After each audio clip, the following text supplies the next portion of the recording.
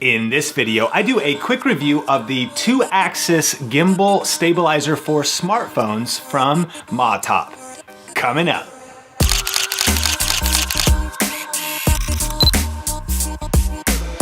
Hey, what's up guys? Sean here with Think Media TV, helping you go further, faster in media. And on this channel, we do tech gear and audio and video gear reviews just like this one. So if you're new here, consider subscribing. And hey, at any point during the video, I'll list out all the specs about this stabilizer as well as any notes or things I forgot in the YouTube description. So check those out at any time. Let's jump into the review. So Matop sent out this stabilizer to test out a little while ago, and I was pumped to finally get around to testing it with Omar, shooting some footage and checking it out. And so here's what you get in the box. You get the stabilizer itself, 2-axis gimbal.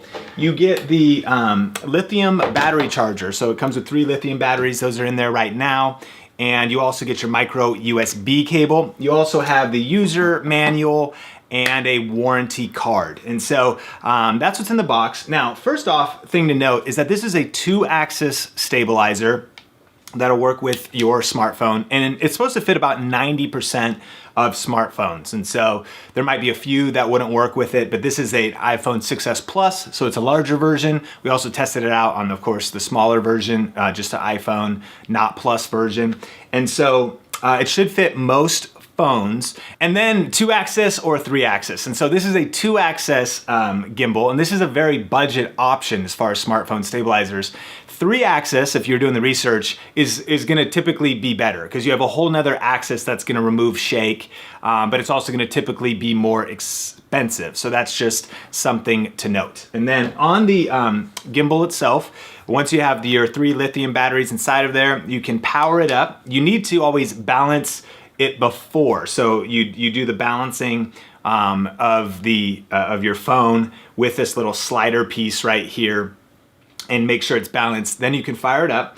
And then you've got a pitch adjustment where you can pan the phone up and down.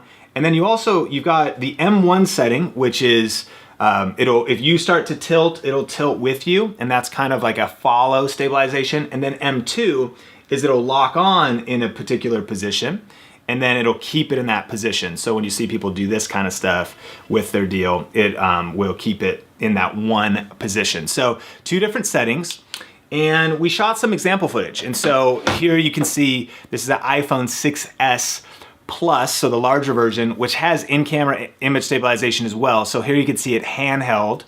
And then after we shot that, we threw it on the stabilizer and then shot with the Matop doing some stabilization.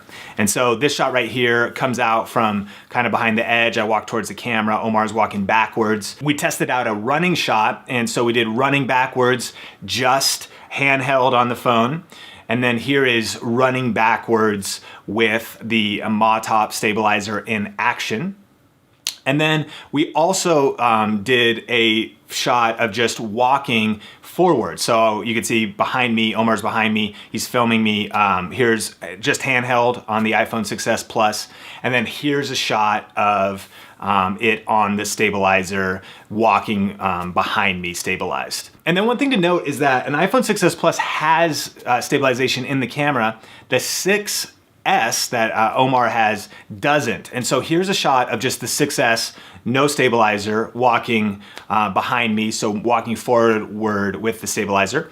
And then here's a shot of the Matop, which is the iPhone 6S, not the large version, no image stabilization. And so what do you think? Let me know in the comments section. You're seeing a couple different examples of the footage here.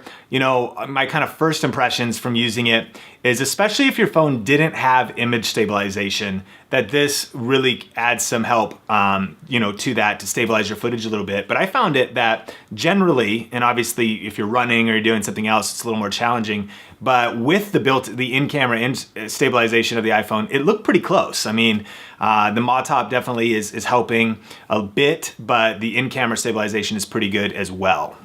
And then one other thing to consider is that really the operator is important when it comes to these. I think that they're not magic, especially a 2-axis one. So if you go out and you just expect to just shoot randomly and crazy and have it be perfectly stable, it's usually not gonna happen. I used to shoot with glide cams and some different things back in the day, and even sometimes you would add a little bit of like just 2 fingers to slightly stabilize, keep things steady. So let the stabilizer bring the jitter out, but then also put a little finesse with your second hand, and also using 2 hands and learning some of the disciplines. So to really get results, you know, I think with the stabilizer, I don't feel like any of them on the market are really at a place where, you know, they just literally make magic happen. You still have to kind of make sure it's balanced right and just try to apply best practices when it comes to getting good footage.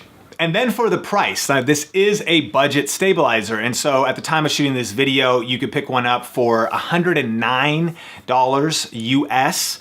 And so if you could pair that to a well-known name brand, DJI Osmo Mobile, that version is $299 or $300. So for about 1/3 of the price is what this would come in on. And so all in all, you know, I think that it's worth maybe having a look at if you were looking for some stabilization for your smartphone. We had fun using it. Look forward to, you know, maybe shooting some more shots and some other tests in the future. And especially if your phone didn't have image stabilization, something to check out. And so we'll link up all the details in the YouTube description below so you can see all the specs and things like that. Question of the day, have you tried any smartphone gimbals and had good results with them, mixed results with them? Let me know in the comment section below, and remember that some of the best tips and feedback come from you, the Think Media TV community, so definitely connect with everybody in the comment section.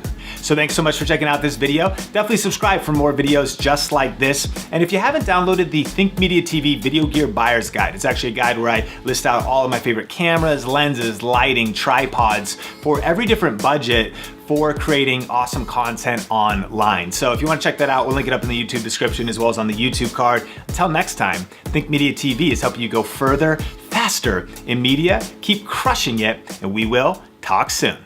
Stabilization, it really makes sense.